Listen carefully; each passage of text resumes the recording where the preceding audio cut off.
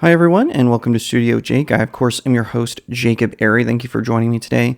If you hear barking or scurrying in the background, it's because my dog is in here while I'm recording. He just wanted to chill, so I'm just letting him chill, as they say. Before we get to talking about the topic, I wanted to remind everyone, I write books.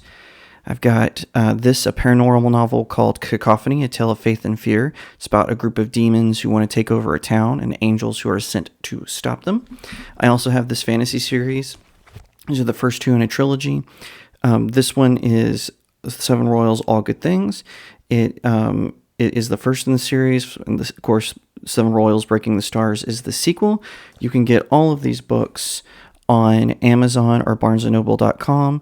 You can also get them for digital downloads, but if you want Breaking the Stars for digital, you do have to go to booklocker.com, where All Good Things is available. It's a series about your favorite fairy tale characters who have to come together to fight an evil mage who has taken over their homelands. So, if you like this video, hit that subscribe button, leave me a comment, tell me what you think. All right, so Marvel announced this new series, so I didn't really touch on this because I've been so disappointed with how Marvel has been handling this character. But when I was growing up, the Clone Saga was still kind of ongoing. So someone in the comments recently said, hey, if you do lore videos, you should do one about the Clone Saga. And in the Clone Saga, they introduced the character of Ben Reilly. He was one of Spider-Man's clones. They thought that he was the real Spider-Man for a little while, and he took on the identity of Ben Reilly, taking on the name of his Uncle Ben, and then his Aunt May's maiden name. He became a vigilante called Scarlet Spider, who was kind of like a darker version of Spider-Man. And then eventually, though, the Scarlet Spider got framed, and so he became Spider-Man. Now, you can definitely tell that Marvel didn't know what to do with the character. They killed him off as soon as Peter Parker came back, instead of letting him going back to be the Scarlet Spider. Now, later Tom DeFalco wrote kind of an abbreviated version of the Clone Saga where he doesn't get killed off, he just kind of rides off in the distance. Well, Marvel brought him back in the mainstream timeline where he took on the identity of the Jackal for some reason. I don't know why he would do that. The Jackal is the person who ruined his life, but whatever. So now, well, after that, he became sort of a superhero in Las Vegas, and he helped Doctor Strange and a couple other, B-list superheroes defeat a supernatural threat. Well, then they changed him. Now he's a villain, and his name is Chasm. So he's partnering with a fellow clone, Madelyne Pryor, who is a clone of Jean Grey, and she was created by Mr. Sinister to lure Scott Summers away from the X-Men. But instead, she ended up falling in love with him. But of course, when Jean Grey returned, Scott immediately went to her side. He left his wife and their children because I don't know why they always like to make Scott like this pathetic weakling. Don't know why Marvel does that, but they do. So then she became the Goblin Queen when she makes a pact with a enemy from the dark dimension, and she can like summon like these demonic-like creatures to fight the X-Men. So Marvel is going to ally the two of them for a series called Dark Web. And this is from the Marvel website. The two most famous clones ever are back to take what's theirs in this week's Marvel's comics. Ben Reilly and Madelyne Pryor have had enough. In Dark Web #1 by Zeb Wells and Adam Kubert, they will reignite the Inferno, and Spider-Man and the X-Men are not ready for what comes next.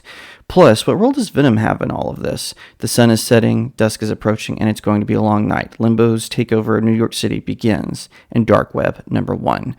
So,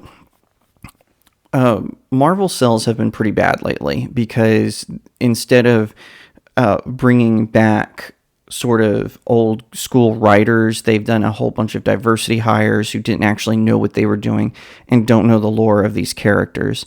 See, even if you go by Ben Reilly's history, he died heroically. He didn't die in costume, which that infuriates me, but he died saving Peter Parker from the Green Goblin. Well, so then they bring him back as a villain. and then he becomes a hero again, or at least a vigilante, and then he becomes a villain again. And I just think that this goes to show you the lack of creativity from Marvel Comics. I thought Ben Reilly was a great character. Now I know there's some people who disagree with me. I know some Gen X Marvel Comics readers didn't like Ben Reilly. They always thought that he was sort of a waste of time.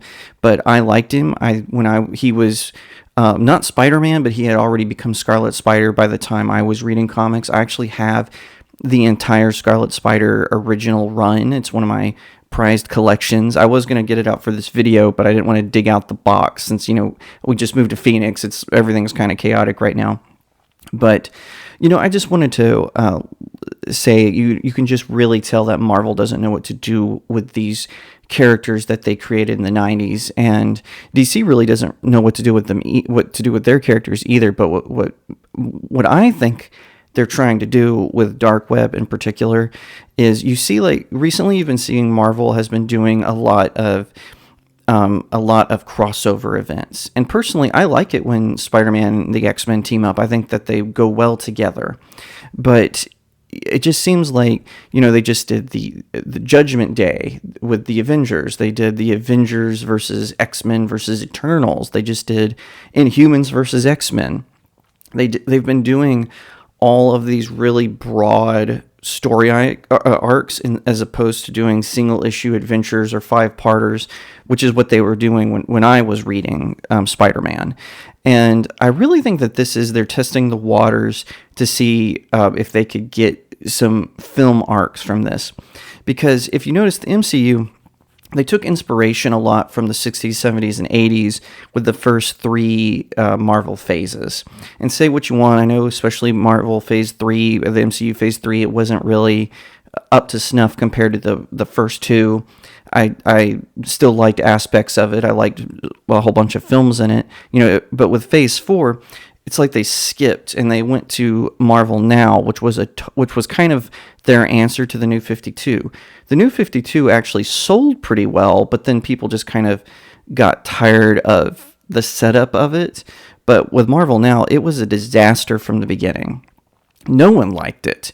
The sales were abysmal, especially when they did that dumb, I think it was called Secret Empire, where Captain America was a Hydra agent, and so they tacked on a new ending, so it would make it seem like Steve Rogers had been brainwashed by the Mind Stone or the Tesseract or whatever it was, the Cosmic Cube, whatever the case may be.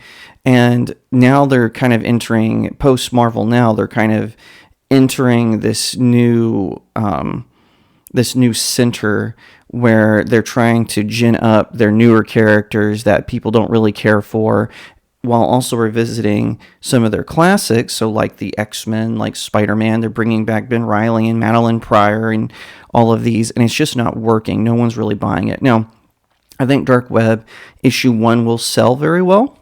I honestly do.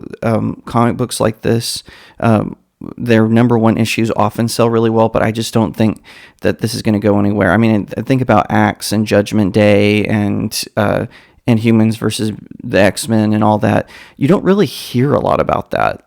Like, even before he passed away, Neil Adams did a reboot of the Fantastic Four, and I didn't hear any buzz about it. And, it could just be the people I hang out with aren't talking about it. I'm not trying to say I'm keyed into all aspects of the fandom, but it's not generating the same buzz that like Civil War or Siege or Fear Itself did.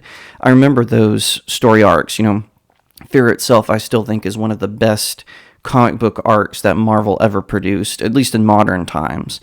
And, it's just kind of like, with this newer stuff, it's just they're grasping for straws. And even with Ben Reilly Spider-Man, it was a comic book that was supposed to be set while Ben Reilly was Spider-Man, but he was behaving like he was when he was Scarlet Spider. By the time he had taken on the mantle of Spider-Man, which I'm kind of over mantles, they've kind of grated on me, but back then I was all excited for it. When he took on the mantle of Spider-Man, by then he was a confident hero, and he wasn't as dark anymore. He could be the fun-loving, web-slinging Spider-Man. But in the recent reboot, I think it came out last year, it was like they had forgotten all that character development, and he was still Scarlet Spider.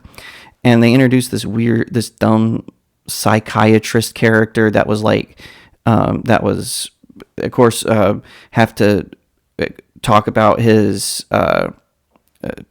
proclivities as a superhero and all that. I don't care about all that. I just want to see him punch people and have a good personal story in the middle. But whatever the case may be, we're going to have to wait and see. Maybe I'm wrong. Maybe Dark Web will be really good. It's just Marvel has completely destroyed all confidence in how they do their comic books. So I'm not really looking forward to it. If you liked that video, please leave me a comment. Let me know what you think. Give it a thumbs up. And I would be honored today if you would subscribe. No matter what platform you're watching on, please subscribe. Hit that follow button. Share it out all over the place. And check me out on some of my other socials. I've got links in the description below. Also, check out my website, StudioJakeMedia.com, and consider supporting this channel on StudioJakeMedia.locals.com. It really helps us smaller creators out. I really appreciate it, and I'll see you next time right here on Studio Jake.